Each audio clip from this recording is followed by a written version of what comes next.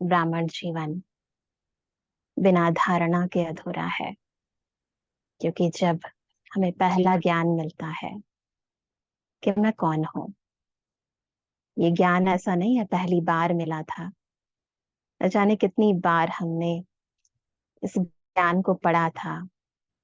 कई बार कैलेंडर्स पर पढ़ा था, कई बार सिलेबस की किताबों में पढ़ा था, कई बार टीवी सीरियल्स में सुना था।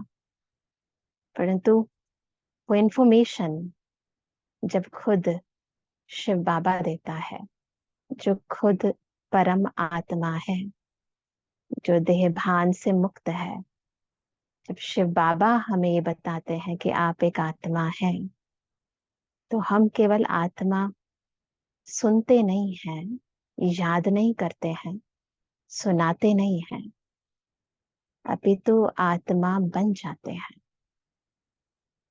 तो जिस पल मैं आत्मा बन जाती हूँ, मैं देह को दिल से छोड़ देती हूँ। जिसको अब तक मैं सोच रही थी कि मैं ही हूँ, ये बॉडी इतनी बड़ी, जब मुझे ये अंदर तक ये सत्य बुद्धि में धारण हो जाता है कि मैं ये झूठ नहीं हूं, मैं तो सत्य स्वरूप आत्मा हूं, इस फीलिंग में मैं आ जाती हूँ। मेरे अंदर भीतर आत्मा की फुल स्मृति, स्थिति, गुण, शक्तियां बिल्कुल इमर्ज रूप में आ जाते हैं। कब? जब वो पिता परमात्मा जो सदा आत्मा है, सदा देह के भान से मुक्त है, वो मुझे कहता है कि तू आत्मा है और मेरा बच्चा है। तो उस पल मैं संपूर्ण रूप से अपने सत्य स्वरूप में स्थित हो जाती हूँ। और ये ज्ञान इंफॉर्मेशन नहीं रहता, ये ज्ञान धारणा स्वरूप में आ जाता है। और जब मैं इसी अनुभूति के साथ इस देह में रहते हुए हर कर्म करती हूँ, सबसे पहले संकल्प उत्पन्न करती हूँ। इन आंखों से देखती हूँ, इस मुख से बोलती हूँ, इन हाथों से काम कराती हूँ। पर पहले ये सोच के कि मैं बॉडी हूँ, वो काम कराती थी। अब मैं आत्मा समझकर कराती हूँ। तो ये ज्ञान जब धारणाओं में आ जाता है, क्यों? क्योंकि योग जो पहले देहधारियों के साथ था, क्योंकि ज्ञान किसने दिया था?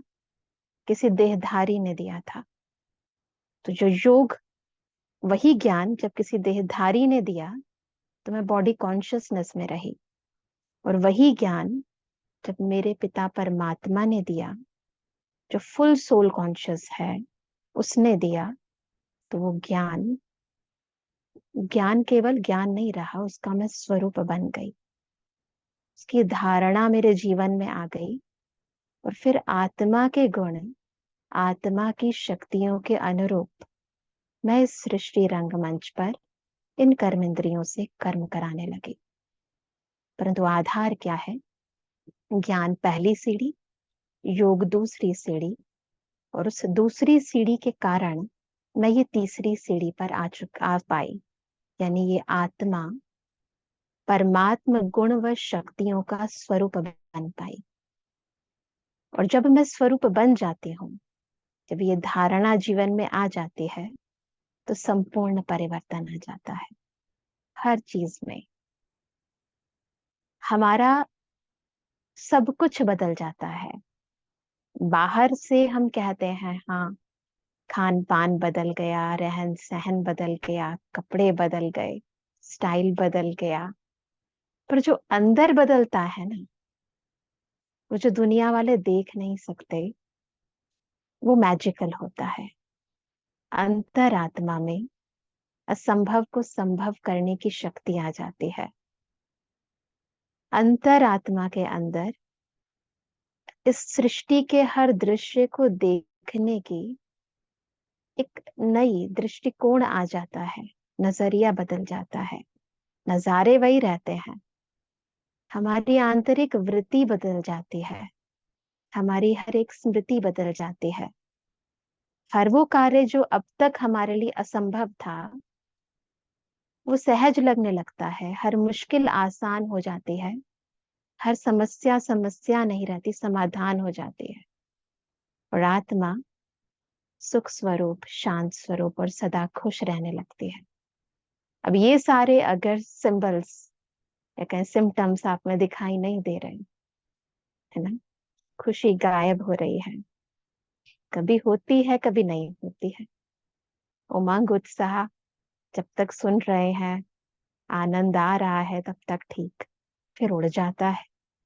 फ्लक्चुएशन हो रही है लाइफ के अंदर ना, मूड ऑन और ऑफ हो रहा है, खुशी बरकरार नहीं है।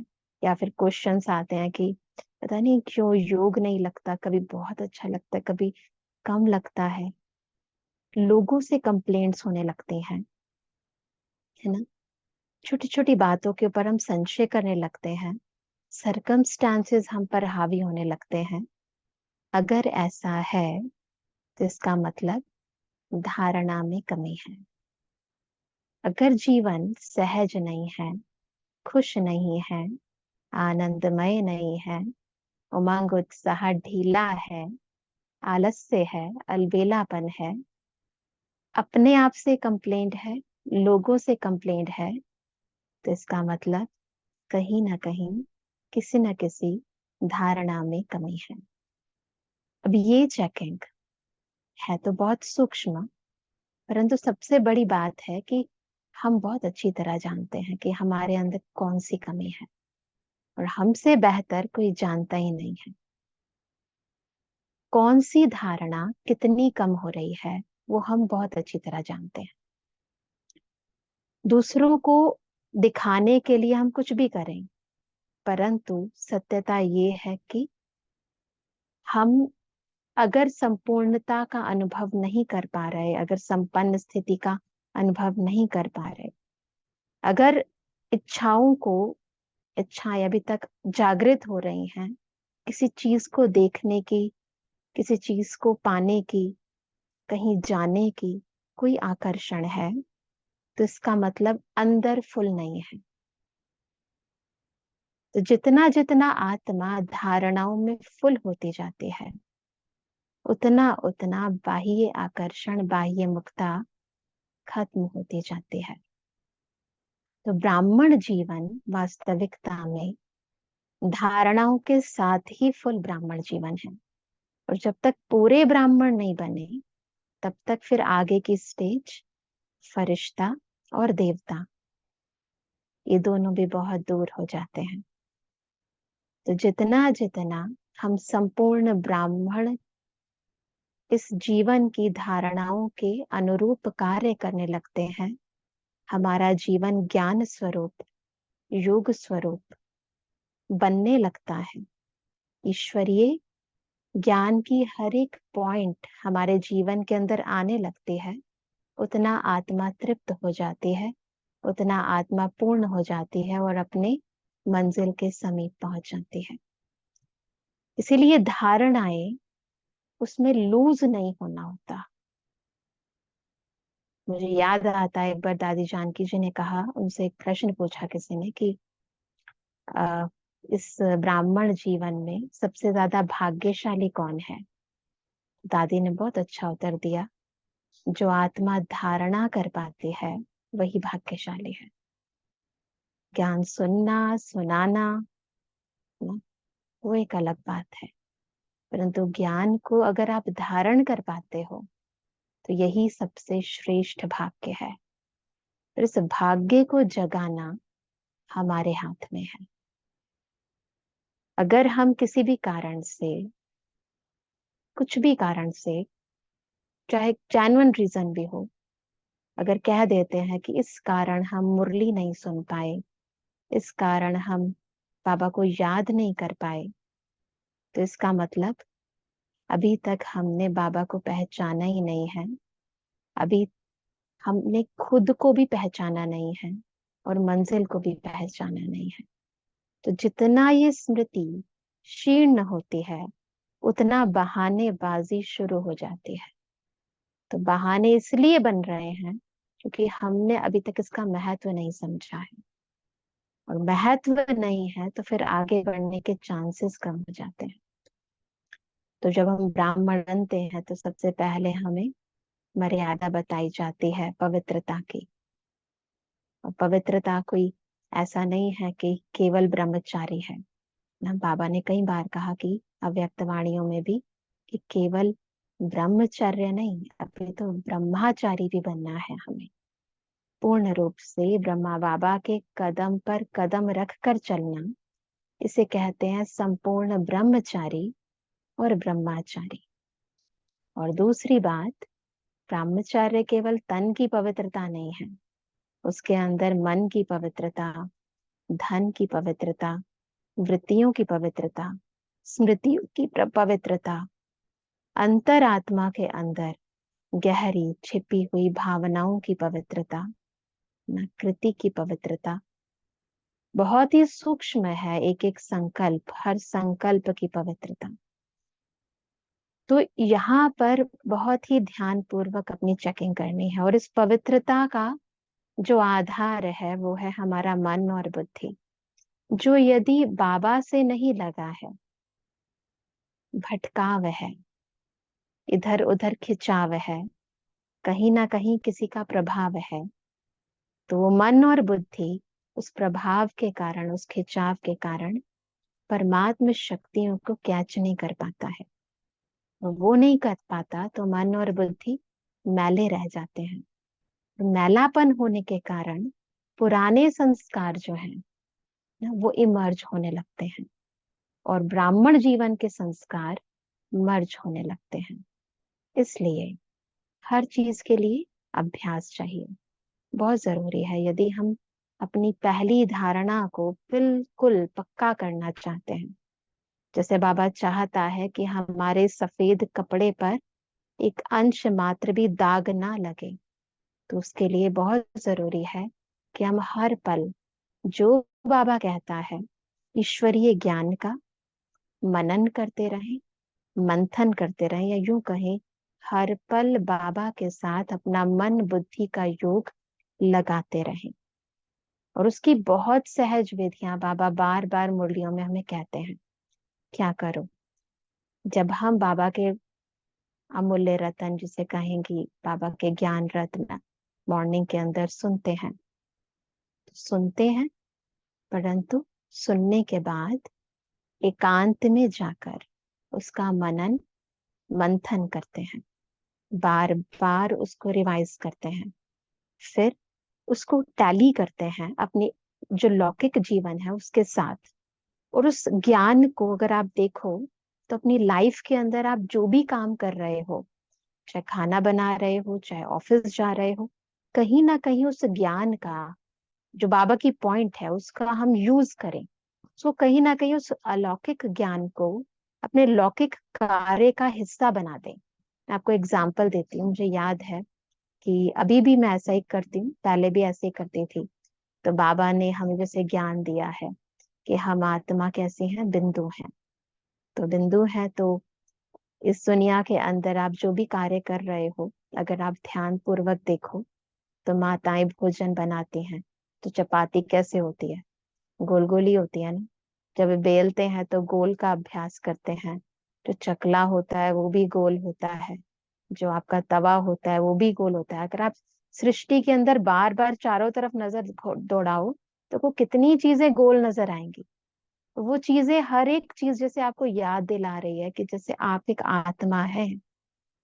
हर चीज इस प्रकृति की, क्योंकि वो प्रकृति पति है, इस संपूर्ण संसार की हर एक चीज जैसे कहीं ना कहीं ईश्वरीय ज्ञान का आपको सिमरण करा रही है, आपको याद दिला रही है। बाबा ने जो मर्यादाएं बताई हैं कि भोजन बनाते हो मुझे याद करो, हर संबंध से मुझे याद करो, वो तो है ही, परंतु परमात्मा की प्रत्येक रचना भी जैसे ईश्वर की स्मृति हमें दिला रही है। तो अगर आप देखो तो आपको धारणाओं में रहना, जिसके अंदर सबसे बड़ा विघ्न यही पड़ता है कि हमारा मन और बुद्धि भटक जाता है, मैलापन आ जाता है, मैपन आ जाता है। तो जब सदा बाबा की याद रहेगी, जैसे बाबा कई बार कहते हैं यदि पाप है तो पाप नहीं है, तो पाप कर्म होंगे ही नहीं। गलतियां होंगी ही नहीं, धारणाएं टूटेंगी ही नहीं, क्योंकि बाबा आपके साथ है ना, वो आपको तोड़ने ही नहीं देगा, कुछ भी गलत करने ही नहीं देगा, ना मनसा ना वाचा ना कर्मणा। तो सबसे पहली चीज होती है मन और बुद्धि। यदि ये प्योर रहेंगी, प्योर जो प्योर बनाने वाला बाबा है, पवित्रता का सागर बाबा है, उसके साथ हमेशा लगी रहेगी, तो इम्प्योरिटी आप पर हावी हो जाए, उसका प्रभाव आ जाए, वो पॉसिबल नहीं है। माया तब आती है जब हम बाबा की याद भूल जाते हैं। ये भूल जाते हैं कि मैं बाबा की बच्ची हूँ, ये भूल जाते हैं कि मेरा शिक्षक कौन है, ये भूल जाते हैं कि मेरा सतगुरु कौन है। जब हम अपने बाबा को यथार्थ भूल जाते हैं, तो भूलें करते हैं, और वो भूलें अनेक और भूलें कराती है, और हम इस भूल भुलैया के खेल के अंदर फंसे रहते हैं। और यही अभी तक हो रहा था हमारे साथ। तो धारणाएं टूटनी कैसे शुरू होती हैं?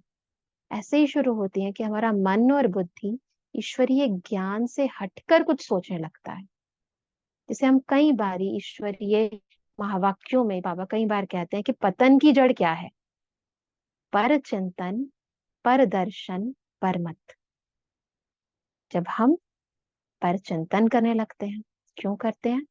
क्योंकि स्व चिंतन, परमात्म चिंतन भूल जाता है। और वो क्यों भूल जाता है?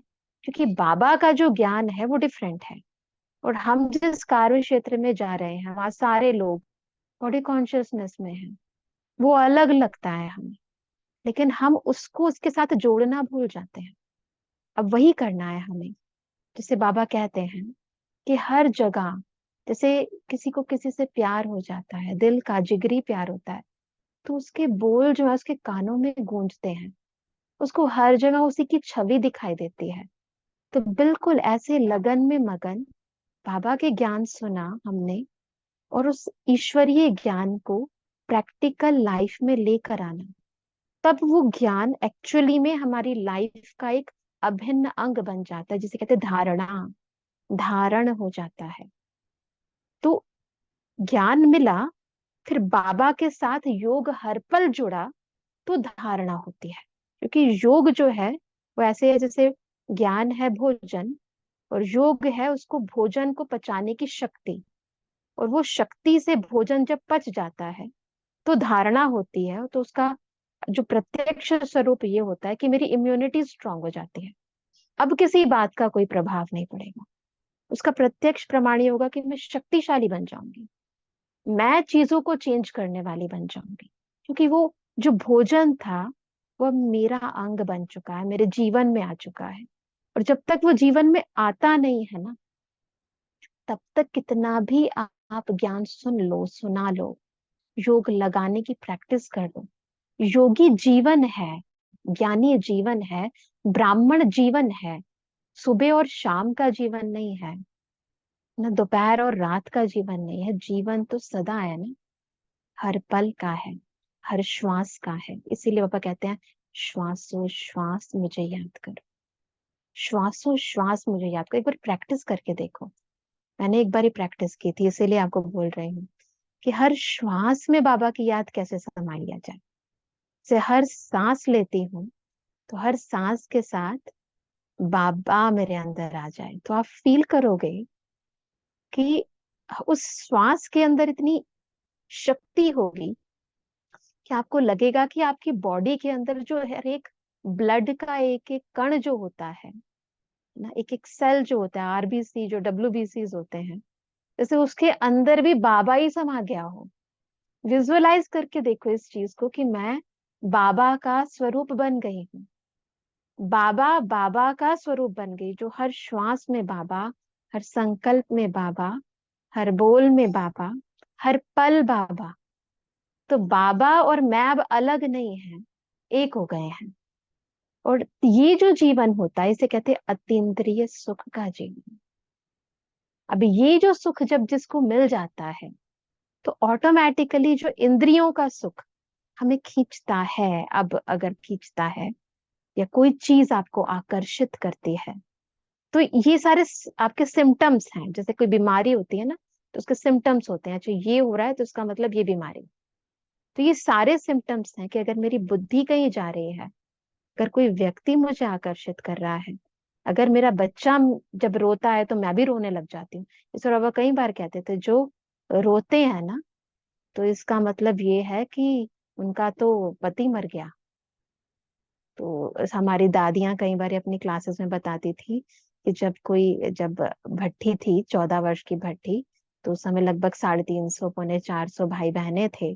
तो अगर कोई बाबा की बच्ची जो है या बच्चा जो है वो रोता था तो बाबा उससे बात भी नहीं करता था। अब सोचो। तो बाबा कहता था इसका तो जिस जैसे दुनिया में होता है ना, वो तो पुराने जमाने की बातें हैं। फिर बाबा कहता था जिसका पति मर जाता है ना तो लोग उसकी तरफ देखते भी नहीं है।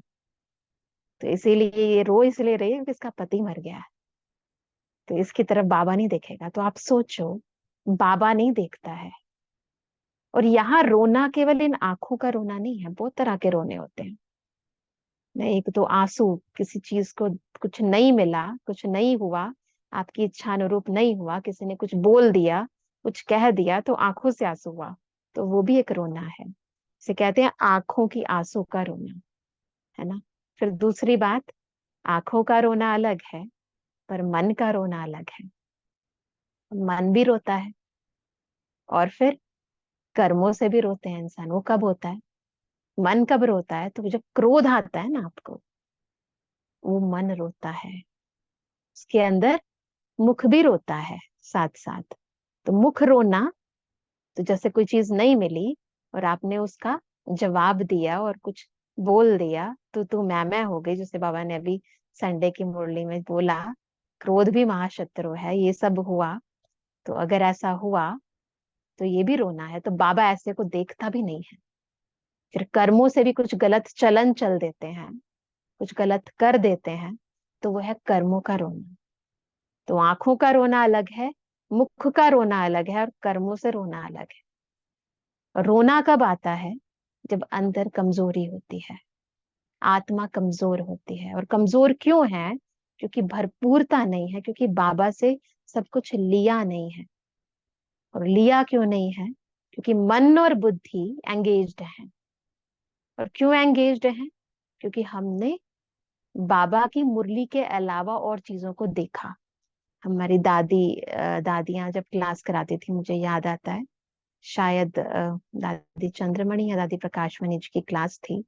तो दादी ने बताया था कि जब भट्टी थी, 14 वर्ष की भट्टी होती थी, तो बाबा हमें कभी भी अखबार भी देखने नहीं देता था। और बाबा ने क्या किया था कि जब उस समय, क्योंकि विभाजन का टाइम था, पार्टीशन का टाइम था, तो चारों ओर बहुत हंगामे थे और बहुत कुछ हो रहा था सारे इंडिया के अंदर और पाकिस्तान के अंदर। तो उस समय बाबा क्या करता था, रोज रोज जो है, 4 7 8 10 संदेशियों को भेज वतन में बुला लेता था बाबा। और उन्हें बहुत अच्छी अच्छी बातें बताता था, वतन में खींच लेता था। और फिर वो संदेशियां आकर प्रोग्राम देती थी और बाबा ने क्या कहा वो सब बताती थी। तो दादी कहते हैं कि हम लोग उन्हीं बातों में सारा दिन इतना मस्त रहते थे कि दिन दुनिया में क्या हो रहा है ना, क्या हो रहा है, कौन क्या कर रहा है, उन सब बातों से बिल्कुल डिटैच, है ना। तो आजकल क्या है, हम लोग, मोबाइल तो सबके हाथ में है। तो क्योंकि बाबा ने उस समय भी बच्चों को जब भट्टी कराई, शक्तिशाली बनाना था, सेवा के लिए तैयार करना था, तो बाबा ने कितना कुछ तरीके से बच्चों को बाहर की दुनिया से बिल्कुल डिटैच रखा।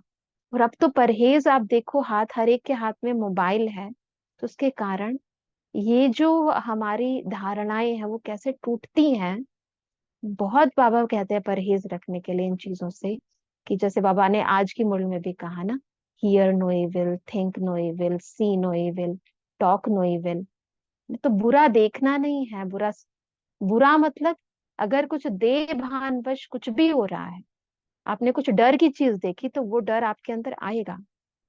अगर आपने दुख की चीज देखी तो दुख आपके अंदर आएगा। अगर आपने अशांति की चीजें देखी तो वो अशांति आपके अंदर आएगी। तो अभी तो क्या है, केवल इंफॉर्मेशन तक नहीं रह गया, अभी तो प्रैक्टिकल सीन दिखाया जाता है यूट्यूब के अंदर। हर चीज हम देखते हैं और उन भावनाओं को भी अंदर ले जाते हैं। तो आत्मा कमजोर होती जाती है, उसके कारण ना धारण नहीं हो पाती है। जो बाबा चाहते हैं, उस ज्ञान का, उन गुणों का हम स्वरूप नहीं बन पाते हैं। तो ये एडल्ट्रेशन हो जाती है, अंदर मिक्स हो जाता है। तो धारणाओं में एक बहुत इंपॉर्टेंट चीज, संग की परहेज बहुत जरूरी है। और संग केवल बाहर का नहीं है, हर पल का संग है। हर पल हम क्या देख रहे हैं, क्या सुन रहे हैं ना। तो ये दृष्टि, ये जो सुनना है और ये जो देखना है, इससे हमारे अंदर की वृत्तियां बदल जाती हैं। वृत्ति शुद्ध नहीं होती, वृत्ति शक्तिशाली नहीं होती, तो सकाश कैसे देंगे ना? सकाश कैसे देंगे, आत्माओं की सेवा कैसे करेंगे? तो धारण नहीं हो पाता, ईश्वरीय ज्ञान पूरी तरह समा नहीं पाता, उसके अंदर ये मिक्स हो जाता है। जैसे दूध के अंदर जरा सा एक बूंद भी जहर चला गया तो जहर बन जाता है ना। ऐसे ही हम शुद्ध ज्ञान का मनन करते फिर कुछ ऐसा कर लें या देख लें, तो उससे उस ज्ञान जो है, उसका जो इफेक्ट है, वो खत्म हो जाता है। तो बहुत जरूरी है आज के वातावरण को देखते हुए कि हम इन सब बातों से अपने आप को मुक्त रखें, जितना हो सके पूरी परहेज से चलें।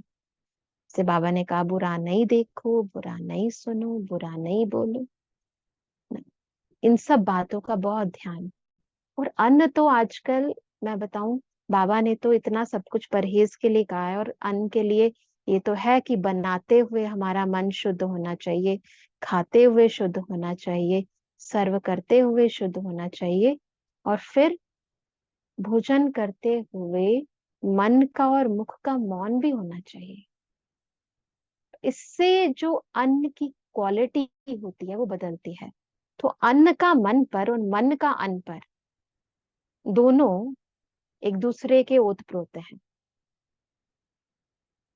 अन्न बनाते हुए, अन्न सर्व करते हुए, क्योंकि दुनिया के अंदर भी हम देखते हैं कि आजकल जो है दुनिया वाले जो है, कोरोना पीरियड में तो फिर भी थोड़ा चेंजेस आ गए थे, परंतु अभी फिर से वैसा ही ट्रैक हो गया है। लेकिन अन्न की अशुद्धता के कारण आत्माओं के मनोवृत्ति जो है बिल्कुल ऐसी हो गई है, जैसे क्योंकि बाहर से मेजोरिटी मंगवाते हैं लोग, तो बिजनेस माइंडेड हो गए हैं। क्योंकि भोजन भी बिजनेस के आधार पर हो रहे हैं ना। वो लोग जो बनाते हैं, किस लिए बनाते हैं? बेचेंगे, कमाएंगे। तो यहाँ जो खाते हैं उनके अंदर भी बस यही होता है, बस एक दूसरे से प्राप्ति की इच्छा होती है। वो देगा तो मैं दूंगा, वो लेगा तो मैं लूंगा, नहीं तो नहीं। तो बस वो सारा बिजनेस माइंडेड, मुझे प्रॉफिट होना चाहिए, मुझे प्राप्ति होनी चाहिए, स्वार्थ वृत्तियां आ जाती हैं। तो इसीलिए हमारे बाबा ने कितना अच्छा हमें अन्न की शुद्धि बताई है। और हम तो, जैसे मुझे याद है मैं ऑफिस में थी, तो आप यही कहेंगे ना कि जैसे हम बाहर जाते हैं तो फिर किसी ना किसी कारण से कुछ खाना पड़ता है। परंतु ये भी ना कहीं हमारी अपनी कमजोरी होती है, कहीं ना कहीं हमारी इच्छा होती है। अदरवाइज आप चाहो तो एवरीथिंग इज पॉसिबल। मुझे याद है ऑफिसेज के अंदर तो हम फिर भी अपना भोजन लेकर जाते थे, और भोजन जब खाते थे तो भी मैं मौन रख कर खाती थी, और ये बात सबको पता थी। इसके अलावा मुझे याद है एक बार हम ऑफिस के एक टूर के ऊपर बाहर गए, तो उड़ीसा के अंदर भुवनेश्वर में हमारे एक मीटिंग थी। तो उस मीटिंग के पर्पज से हम सब गए। तो आपको पता ही है, हमें जाना होता है तो हम पहले से देख कर चलते हैं कि भोजन कहाँ करेंगे, सेंटर ढूंढ लेते हैं। कई जगह जाना होता था, कभी बैंगलोर, कभी उड़ीसा, तो कई बार गई, और पहले हम सेंटर से बात करके रखते थे। तो अर्ली मॉर्निंग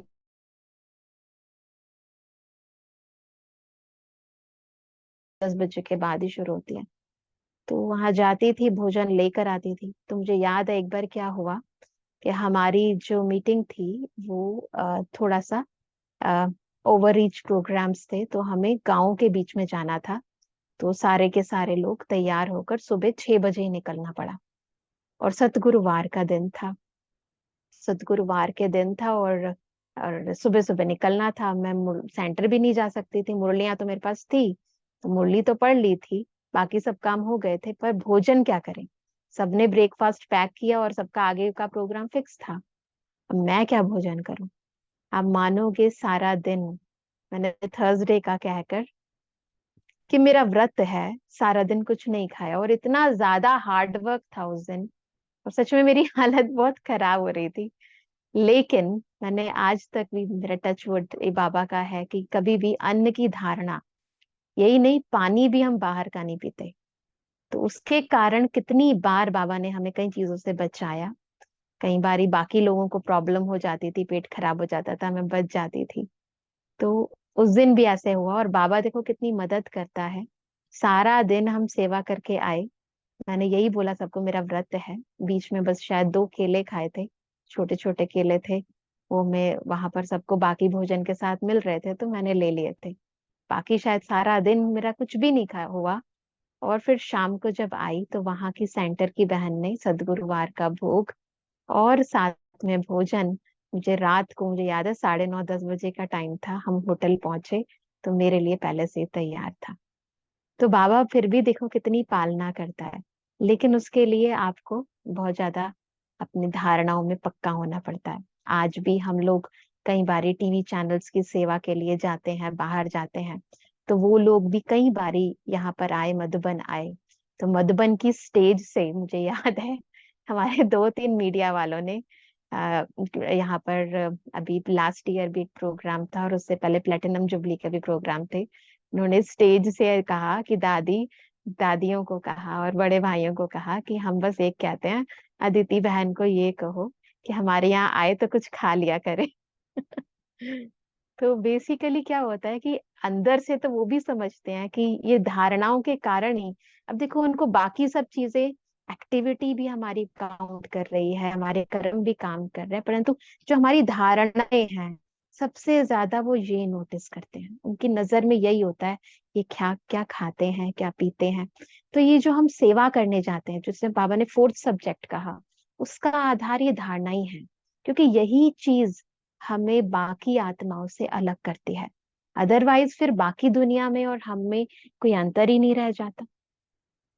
दूसरी चीज क्या होती है कि हम जब भोजन करते हैं तो एक तो ये बात ध्यान रखें, क्योंकि ब्राह्मण जीवन है, तो भोजन हमारा एक तो आसक्ति के वश ना हो। मैंने कई बार इस पर खुद पर एक्सपेरिमेंट किया, इसलिए आपको भी बताती हूँ कि जब हम भोजन करते हैं और भोजन का मेन्यू हमारे सामने आता है, तो उस समय हमारे मन की वृत्ति क्या होती है, चेक करो।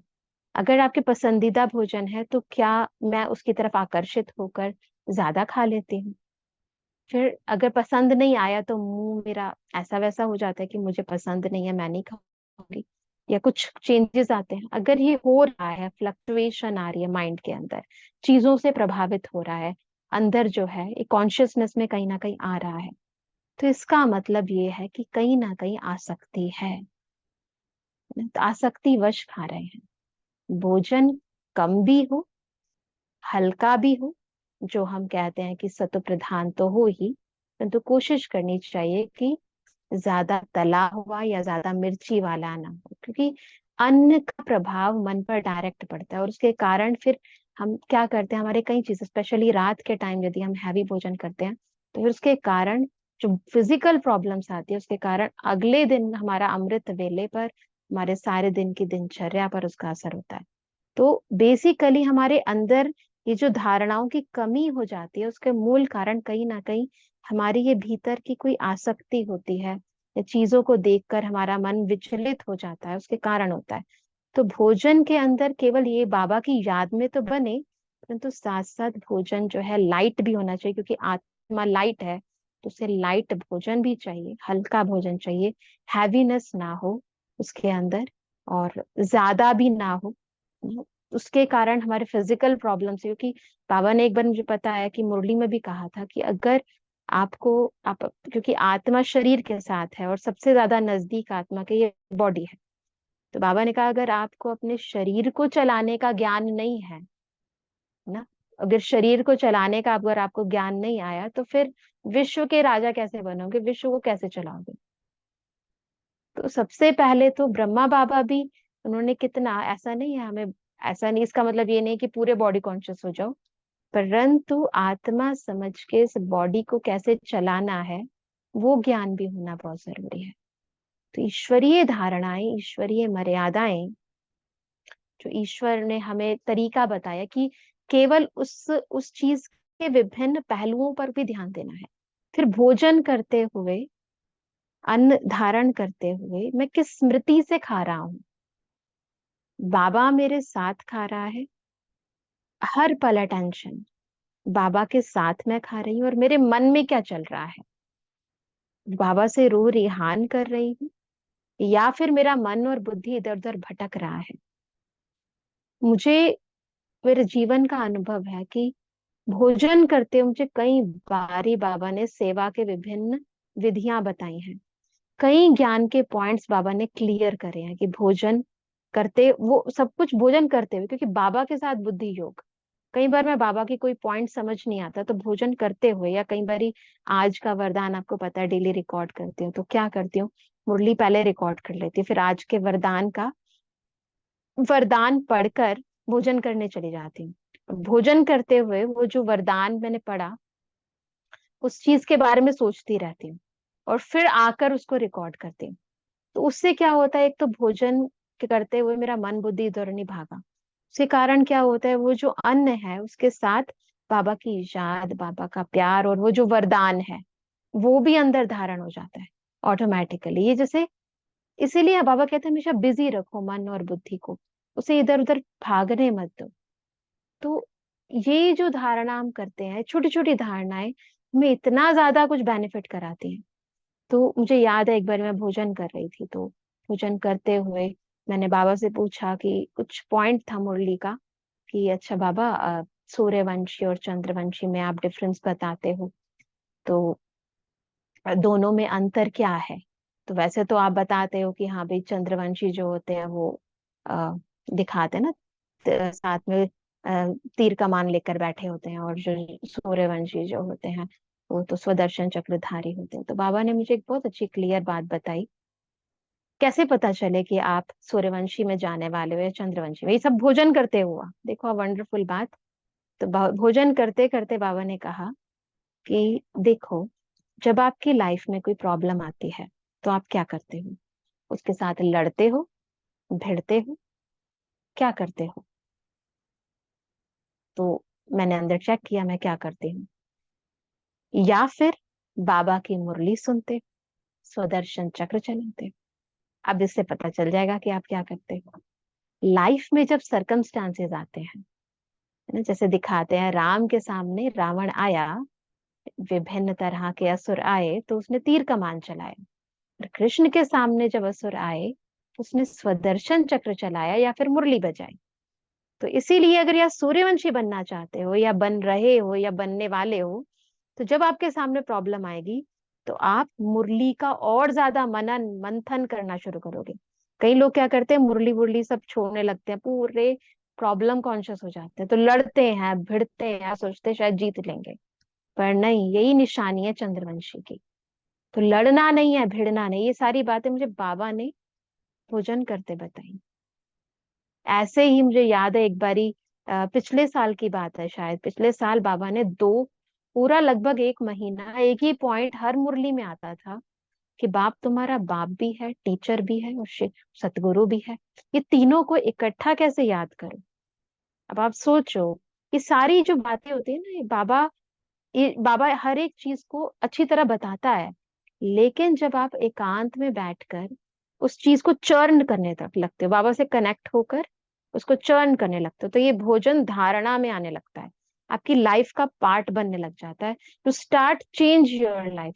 अब क्या हुआ उस इंसिडेंट के बाद, मैं चेक करती हूँ अपने आप को, जब प्रॉब्लम आती है तो मैं मुरलियों का अध्ययन ज्यादा करने लग जाती हूँ, और मैंने देखा मुरलियों में सारी प्रॉब्लम का सोल्यूशन है।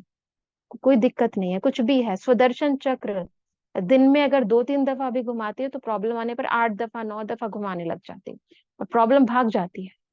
अब इसे कहते हैं ज्ञान केवल सुनना नहीं है, स्वदर्शन चक्र धारी बनना है, अलंकार धारण करने हैं ना। वो विष्णु ने थोड़ी ना धारण करने, हम ब्राह्मणों ने धारण करने हैं, और हमेशा धारण करते रहना है। तो इसमें बता रही थी बाप, टीचर, सतगुरु। तो ऐसे ही मुरली के बाद मैं ध्यान के पार्क के अंदर घूमने लगी, और बाबा से पूछा, बाबा ये तो बड़ा डिफिकल्ट है कि हमेशा तीनों कैसे याद रहेंगे। तो देखो बाबा ने कितना अच्छा उत्तर दिया। बाबा ने कहा, वॉकिंग करते हुए कनेक्शन होता है ना, क्लीन क्लियर कनेक्शन, लगे रहो आप भी बाबा के साथ। तब बाबा बताता है, बाबा ने कहा, देखो बाप का है हाथ, टीचर का है साथ, और सतगुरु का है आशीर्वाद। यदि बाप के रूप में याद करते हो तो फिर हमेशा आप किसी न किसी स्वमान के अंदर स्थित रहोगे। जैसे कि मैं कौन हूं, अगर वो सर्वशक्तिमान है तो मैं मास्टर सर्वशक्तिमान हूँ। सुख का सागर है तो मैं मास्टर सुख का सागर हूँ। वो शांति का सागर है तो मैं मास्टर शांति का सागर हूँ। तो समान याद रहेंगे, क्योंकि मैं उसका बच्चा हूँ। टीचर है तो उसकी शिक्षाएं याद रहेंगी। आप कर्म कर रहे हो परंतु ईश्वरीय श्रीमत अनुरूप कर रहे हो। अगर अनुरूप कर रहे हो, बाबा ने हर स्मृति के लिए, हर कृति के लिए, हर बोल के लिए, हर चीज के लिए आपको श्रीमत दी हुई है। आदि से लेकर, दिन के आदि से लेकर अंत तक के लिए हर श्रीमत दी है। अगर उन शिक्षाओं की, उस श्रीमत की डायरेक्शन अनुरूप हर कर्म कर रहे हो तो टीचर आपके साथ है। फिर सतगुरु कब मिलता है? जब आपके जाने का समय होता है, तो डिटैचमेंट। तो यदि आप हर कर्म डिटैच होकर कर रहे हो, डिटैच होकर कर रहे हो, तो इसका मतलब सतगुरु आपके साथ है। तो यदि आप हर कर्म में आप स्वमान की स्थिति में हो, हर कर्म के अंदर आप ईश्वरीय श्रीमत प्रमाण चल रहे हो, अगर आप डिटैच होकर कर रहे हो, तो बाप, टीचर, सतगुरु सदा आपके साथ है। तो ज्ञान की ये पॉइंट केवल सुननी नहीं है, इसको लाइफ में लेकर आनी है। और तब लाइफ के अंदर मैजिक्स होने शुरू होते हैं। तब आपके जीवन के अंदर हमेशा, आप हमेशा खुद को सर्व प्राप्तियों के स्वरूप अनुभव करने लग जाते हैं। तो वंडरफुल है बाबा का ज्ञान, वंडरफुल है बाबा की शिक्षाएं। मुझे याद है कि अन्न की धारणा के लिए कई बारी मुझे अपनी लाइफ के अंदर प्रॉब्लम्स आने लगी, स्पेशली क्योंकि मेरे घर में ज्ञान में चलता ही नहीं था। तो एक बारी जब मैं नई नई ज्ञान में चली और मेरे पिताजी ने मुझे कहा कि अच्छा, घर में गई और मैंने कहा मैं मम्मी के हाथ का नहीं खाऊंगी, तो पापा ने मुझ पर बड़ा गुस्सा किया। और इतना गुस्सा किया कि मैं 2 दिन के लिए घर गई थी और उसके अंदर ही मुझे आते ही कह दिया, तू निकल जा घर से बाहर, जिसका तू खाती है ना उन्हीं के पास चली जा। अब आप सोचो, मैं तो बाबा की श्रीमत अनुरूप चल रही हूँ, मैं तो धारणा पे चल रही हूँ, मेरी क्या गलती है? पर सामने चैलेंजेस तो आते हैं ना, चीजें आएंगी। बहुत सारी बातें, अन्न के कारण तो कई बार चैलेंजेस मुझे ऑफिस के अंदर भी, घर वालों से भी बहुत कुछ सुनना मिला, पवित्रता के कारण भी बहुत कुछ सुनने को मिला। अ, तो मुझे याद है, मैं चली गई, पापा ने मुझे निकाला और मैं चली गई। और उसके बाद मेरी मम्मी ने फोन किया, कहा कि बेटा तू जरूर आना। और पापा तो ऐसे बोलते, तो मैंने उनको बड़े प्यार से बोला, मैंने कहा मैंने उनकी किसी बात का कोई बुरा नहीं माना। बहुत लंबी है कहानी, मैं शॉर्ट में सुना रही हूँ। तो मैंने बस एंड में यही कहा, मैंने किसी बात का बुरा नहीं माना। और आप मानोगे, नेक्स्ट टाइम जब मैं घर गई तो मेरी मम्मी ने मेरे लिए हर बर्तन वगैरह सब कुछ अलग अलग करके रखा था, चाकू वाकू सब कुछ अलग। तो धारणाओं पे हम चलते हैं तो फिर अपने आप सहयोग मिलने लगता है। मुझे याद है ब्रह्मचर्य व्रत का धारण जब मैंने स्टार्ट किया, तो क्योंकि मेरे अकेली थी ज्ञान में चलने वाली, हमारे सारे परिवार में आगे पीछे कोई भी पवित्रता की तो सोच भी नहीं सकते। तो बहुत ही ज्यादा था। और मेरे से छोटी बहनों की शादी होने लगी, मेरे से छोटी बहन की शादी हुई। और सबसे पहले जब मेरी कजन सिस्टर की शादी हुई, तो बड़ी वंडरफुल सीन था। तो फुल स्लीव्स पहनकर, बैज लगाकर उसकी शादी पर मुझे जाना पड़ा, जबरदस्ती मुझे लेकर गए। और जब मैं वहां पर गई तो उन्होंने, सब ने मुझ पर अटैक करना शुरू किया कि छोटी की शादी हो रही है, इसकी भी शादी कराओ। आप मानोगे, मैंने भरी सभा में उन सबको बोला कि मेरी तो शादी हो गई। मैंने सबके बीच में कहा कि मेरी शादी हो गई, इसको पति परमेश्वर मिला है, मुझे परमेश्वर पति मिला है। और आप मानोगे कि सब लोग चुप हो गए उस समय। फिर बाद में बहुत सारी बातें हुई, पर उस समय सब चुप हो गए। तो कई सारी बातें, चैलेंजेस आते हैं, पर सच बात यह है कि जब आपको आत्मिक स्थिति की अनुभूति होती है, अगर आपको यथार्थ बाबा का प्यार है, आपको बाबा से, बाबा के ज्ञान से प्यार है, तो प्यार के सामने ये जो धारणाएं हैं ये ऑटोमेटिकली होने लगती है। और कुर्बानी, समर्पण कुछ लगता ही नहीं है, क्योंकि जितना बाबा हमें देता है उतना आज से पहले, आज के बाद भी शायद कभी भी ना कोई देवात्मा, ना कोई मनुष्य आत्मा हम उतना दे पाई है, ना देगी। तो ऐसे तो बहुत सारी हमारी धारणा की पॉइंट है, फिर कभी मिलेंगे तो और भी अनुभव शेयर करूंगी। तो यदि आपके कोई प्रश्न हो तो पूछ सकते हैं।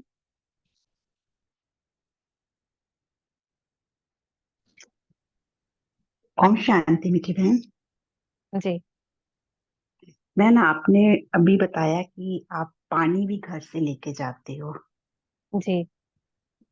तो क्या बाहर का पानी, जैसे हम तो यहाँ बॉटल्स लेके अपना पी लेते हैं, तो वो भी गलत है?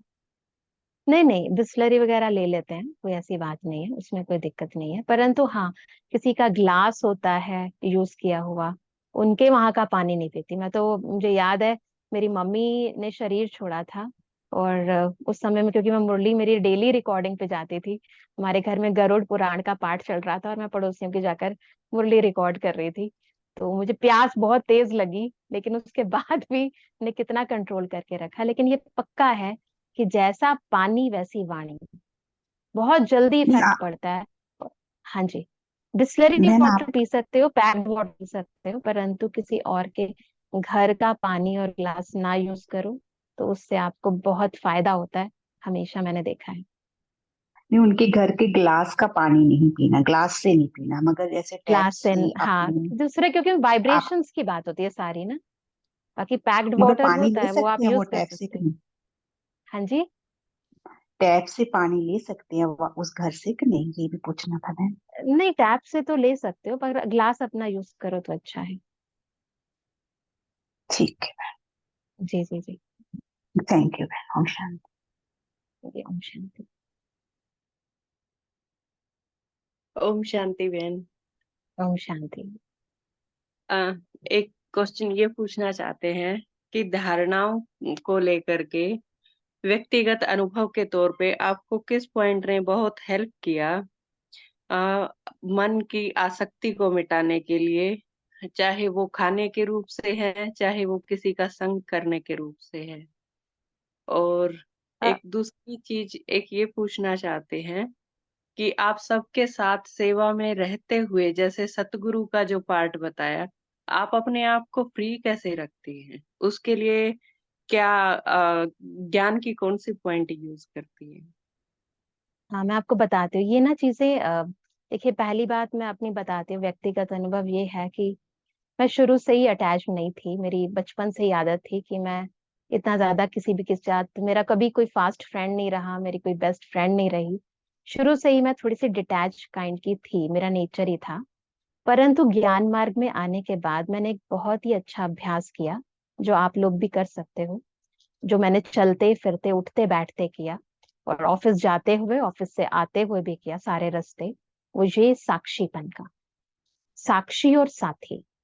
मैं हमेशा हर चीज को एज एन ऑब्जर्वर देखने का अभ्यास किया, कर्म में आए, और उसके बाद बिल्कुल मैं देखती थी बाहर का दृश्य। जैसे समझो आप, शुरू में तो डेफिनेटली जब मैं जॉब करती थी तो हम बसेस के अंदर ट्रेवल करते थे, बाद में फिर गाड़ी वगैरह होने लगी, परंतु तो बसेस में ट्रेवल करते थे। आप सोचो, जब इतने सारे लोगों के बीच में होते हो तो आप अपने आप को कैसे प्रोटेक्ट कर रखोगे। आप मानोगे, मैं हमेशा ये सोचती थी कि मैं अलग हूँ और ये दुनिया अलग है। जैसे हम एक फिल्म देखते हैं और फिल्म का सीन अलग है और आप अलग हो, फिल्म में लड़ाई झगड़ा जो कुछ है वो चल रहा है, बट मैं तो अलग हूँ ना। लड़ाई झगड़ा तो वो फिल्म में चल रहा है ना, मेरे साथ थोड़ी ना चल रहा है। तो ये बाकी जो कुछ भी है, ये सारे ड्रामा के अंदर हर व्यक्ति अपना पार्ट बजा रहा है, मैं बिल्कुल डिटैच हूँ। तो ये जो डिटैचमेंट का मैंने बहुत ही गहरा और रोज अभ्यास किया, हर पल अभ्यास किया, मैं जब भी जाती थी, बिल्कुल। और कई बारी, क्योंकि मेरे जर्नलिज्म का था, तो मैं हमेशा आपको बताती हूँ, एक बहुत अच्छा अभ्यास करती थी योग का, कि जब भी मैं जाती थी एक तो ऑफिस के अंदर, तो बाबा को कहती थी आप मेरे साथ चलो। और जब मैं जर्नलिज्म में थी, मैं स्पेशली मैंने इन्वेस्टिगेटिव जर्नलिज्म किया, तो हमें कई बार नेगेटिव लोगों के बीच में आना पड़ता था। तो मैं रोज एक अभ्यास करती थी कि बाबा की लाइट जो है मेरे चारों ओर एक बहुत ही सुंदर सुरक्षा कवच बना रही है। इतना सुंदर सुरक्षा कवच, एक पॉजिटिव वाइब्रेशन का, बिल्कुल विजुअलाइज करती थी अपने साथ। और उस पॉजिटिव ऑरा के अंदर कोई भी नेगेटिविटी मुझे टच नहीं कर सकती। और मैं फील करती थी कि जैसे कि वो पॉजिटिव एनर्जी का जो सुरक्षा कवच है, वो प्रोटेक्टिव शील्ड जो है, मेरे चारों ओर है, और उसके अंदर मैं बिल्कुल सुरक्षित हूँ। ये अभ्यास मैंने जर्नलिज्म के टाइम पर, स्पेशली जब मैं नेगेटिव लोगों से मिलना होता था, वो जरूर करती थी। और चलते फिरते बहुत ज्यादा साक्षी होकर अभ्यास करती थी, जिसके कारण ऑटोमेटिकली चीजों को अलग होकर देखने का जो अभ्यास है, उसके कारण मुझे बहुत आसानी हो गई कि मैं चीजों को डिटैच होकर देखती थी, ये कि मैं अलग हूँ और ये सब कुछ मेरा है। ये साड़ी मैं, ये अलग है, ये कपड़ा मेरा है, ये देह, ये मैं नहीं हूँ, ये मेरा कपड़ा है। इसको भी मैं अलग होकर देखने का अभ्यास करती थी। और इसका मुझे बाबा ने बहुत अच्छा कभी मौका मिलेगा सुनाऊंगी, शायद आपने कभी सुना भी होगा मेरे अनुभव में। मुझे बाबा ने आउट ऑफ बॉडी एक्सपीरियंस भी कराया, तो उससे मुझे बहुत बहुत ज्यादा इतना अच्छा रहा कि उसके बाद तो मुझे ऐसा ही लगा कि जैसे मैं और ये बॉडी ही अलग है, तो फिर बाकी सब चीजें तो बहुत ही अलग की बात हो गई ना। तो बाकी सब चीजें तो उसके बाद है, तो ये मैं ये ही नहीं हूँ, तो फिर वो आप देख लेते हो इसको सेपरेट, तो उसके बाद तो खत्म हो जाती है बात। जैसे आपने कपड़े को अलग देख लिया, तो समझ गए ना ये तो है ही अलग ना। तो डिफरेंट देख लेना और समझ लेना, दोनों में भी अंतर आ जाता है। तो वो बाबा ने बहुत अच्छा एक्सपीरियंस भी कराया था, तो उससे भी मुझे बहुत मदद मिली।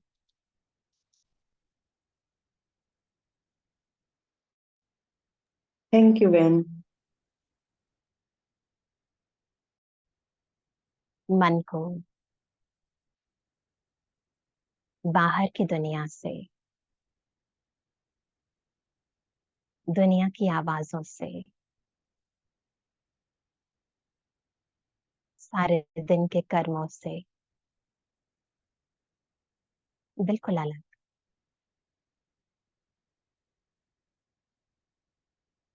डिटैच, देह को हल्का छोड़े और स्थित हो जाएं, भ्रुकुटी के मध्य चमकती हुई मैं चेतन ज्योति हूँ, शक्ति हूँ, शांत हूँ। महसूस करें स्वयं को अपने सत्य स्वरूप में, झूठी काया और माया से बिल्कुल अलग। मैं ज्योति चमक रही हूँ, बिल्कुल जैसे एक सुरंग में चले जाते हैं ऐसे, अपने भीतर गहरे अंतर तक चले जाएं।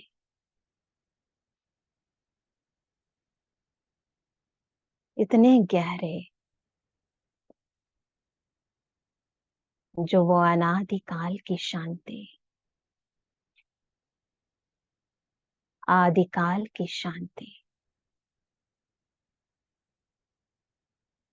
वो मेरी शांति इमर्ज हो जाए बिल्कुल अंदर।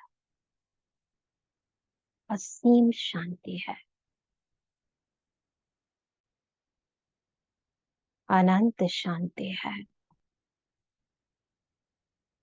अपार शांति है। इमर्ज करें और फील करें। मन शांत, बुद्धि शांत, संस्कार भी एकदम शांत।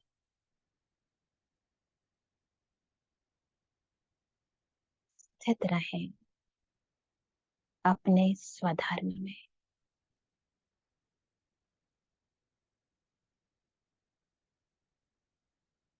ओम शांति।